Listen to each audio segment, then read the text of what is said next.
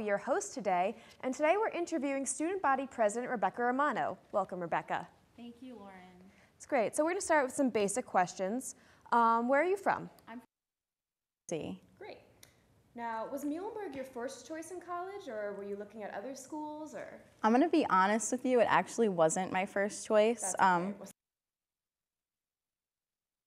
Something that I definitely thought, it was a place that I could end up at, Right. but actually, I have a little secret. I did early decision to Cornell. No! Oh my God, I did early decision to Cornell. Oh my gosh, you gotta be kidding me. What a small world. This is beautiful. Small campus, small world. Small things that happen on a small campus. So I actually did early decision there, and it didn't work out, but Right. I genuinely believe that, this was the place for me, and that I was meant to be here. Same. So I'm really happy. so relieved I'm here. I love it.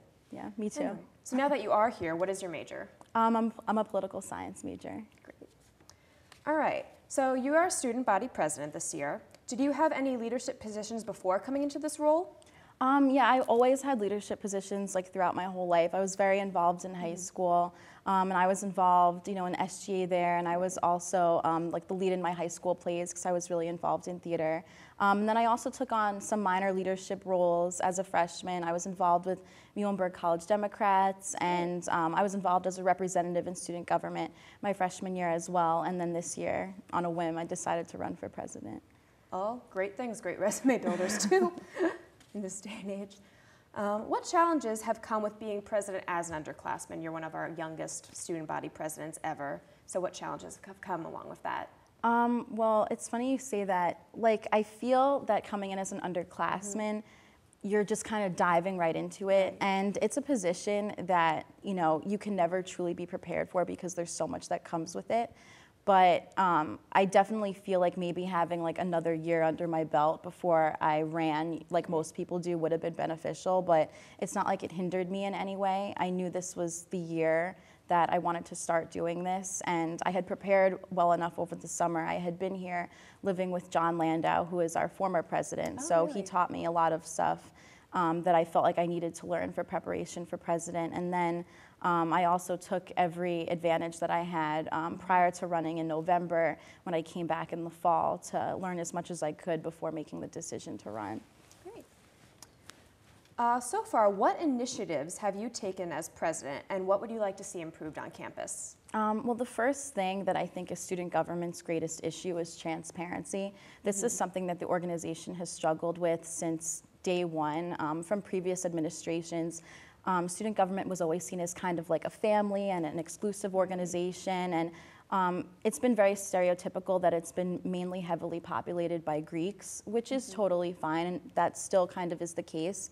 But it was always seen as a very exclusive organization, and the people who were in it kind of made it seem like a family and that others couldn't penetrate that or get involved. And that's something that I'm trying to change. So I'm really trying to work on the transparency issue and really let the Muhlenberg campus know that student government is here for the students and that we do want as many people to get involved as possible. That's really great. What is the most important thing you've learned so far as Muhlenberg student and as our president? The most important thing I definitely learned is that you can't do it all by yourself. I definitely rely on my executive board so much. I really don't know what I would do without them. And also all of the representatives as well. I really value their input, and no decision is made on student government without everyone approving of it. So I definitely learned that. And I also just learned to take things one day, 1 hour, sometimes even a minute at a time, just because the position can be so overwhelming and you can have so many meetings and so many things to do in one day, in addition, to your course load and other leadership positions that I have. So it's just really important to, stay grounded and just to keep everything in perspective. Great. Now, what is the most ridiculous thing that has ever happened in your presidency? Well, it's kind of funny. I mean, I don't know if this is so ridiculous, but this is getting back to the whole transparency issue with student government. There are still people that I met along the way when I was running for president, because that campaigning week was just so hectic, I didn't sleep. And so I met so many different people and going to give speeches for different clubs and organizations. And there are still people that come up to me and they're like, oh, by the way, did you win? And I'm like, wow, like the election was in November and it's April. So There are people that still don't realize you're our president? there's definitely some out there, because even like just last week, I guarantee you somebody asked me if I had won. So it's just really getting back to the whole transparency issue and how student government can really do a better job with getting the word out there. But I don't know why people don't know. We just fixed the whole bulletin board in I was going to say, is that why you Seegers. put the bulletin board with your face and all the exec board? That's not why we put it up. Historically, that's always been our space and our bulletin board. Just in like the past year and a half, it needed to be renovated. Right. And so this administration, we really wanted to take the initiative to make it nice and, you know, let people know who their representatives are. So that's why we did that. Excellent. Now, has being president affected your social life on campus at all? It definitely has. I definitely didn't do president for that reason. You know, my reasons for doing this were all genuine. Student government was an organization that I got involved in freshman year on a whim, and I just truly loved it, and, you know, here I am. Right. But I definitely will admit I do get the occasional friend request on Facebook, and I'm just like, I don't know who this person is, but I guess they know all about me, so I might as well accept it. And I've just, you know, I've just taken it with a grain of salt. Right. I know that there are people, like I've heard stories that have asked about me and know things about me, and I just have never seen them before in my life, and I don't know who they are. And that's fine, you know, I'll be everybody's friend, but, so I guess those are just like some silly aspects. You're going to go on Wikipedia one day and there's going to be a page devoted to you. I Rebecca don't want to Romano. know about that. If there is, you'll avoid it. Now, are you able to hold other leadership positions or be involved in another organization while being our president? Yes, you know, it's definitely something that is hard to balance, but I'm someone who just genuinely loves to be involved as much as I can.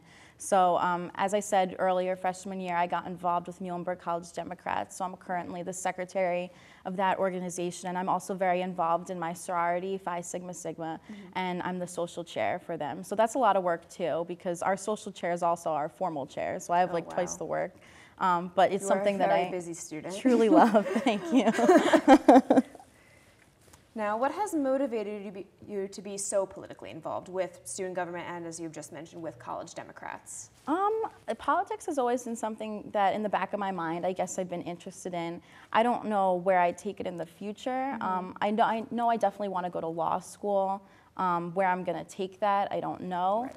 But I guess it's just where my interests lie, and I just, you know, happen to get involved in activities, you know, that coincide with them. So that really explains student government and, you know, of course, college Democrats. That is really the great thing about being at a liberal arts college. You can get involved in those activities and take those elective classes that might direct you in a direction you want to go in. Yeah, exactly. You don't think you want to go in. Now, finally, what would you like to accomplish before graduating Muhlenberg? Before graduating Muhlenberg, I would really like to leave some sort of a legacy. I would really want, you know, the campus to know that in the time that I was president, that, you know, I was definitely able to make a difference and, you know, provide the campus with something that they may not have received otherwise. Currently, student government, we're working on an initiative for digital signage, which is basically, we're trying to install monitors in Seegers all around, and one monitor would be a touch screen, and it would be devoted to, you know, directing people where they needed to be located. And then basically on one of the screens, when you walk into Seegers, it would just basically be like a variety of ads about what's going on campus, just advertising everything. So that's something that we're really looking forward to. The project would be a capital project for student government. It's going to cost probably close to $30,000, but student government is willing to shell out the money because we think that it would be a really great project to take on. We think it would benefit the whole campus. Another great aspect of the initiative, I don't know if you remember, but we had the power outage at the beginning of the year. I definitely remember. My hair was wet for 12 hours straight that day. Well, so coinciding with that, you know, the school has looked into further backup generators. And so these screens that would be placed in Seegers that will hopefully get installed over the summer, if the vote passes in student government in the next coming weeks, it would be possible to have these monitors hooked up to a power source that would be hooked up to the backup generator. So if there was ever a situation on campus where, you know, people needed to know that at Hillel they could charge their phone or their computer, or where there was power, or if there was like an assault on campus, or someone, you know, like last year came on campus and was like armed, and people needed to know this in case of an emergency.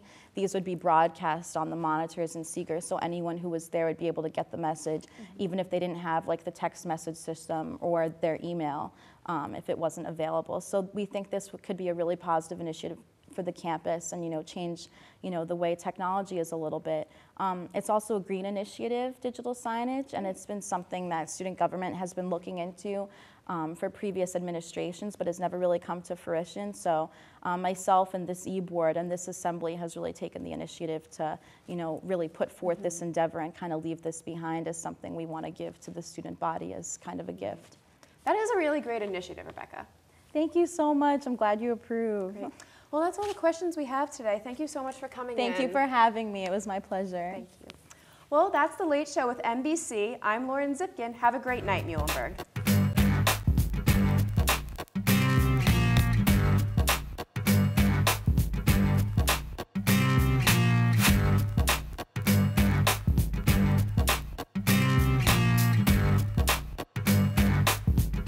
John Hobb, he's thankful. so cute. I love John Hobb.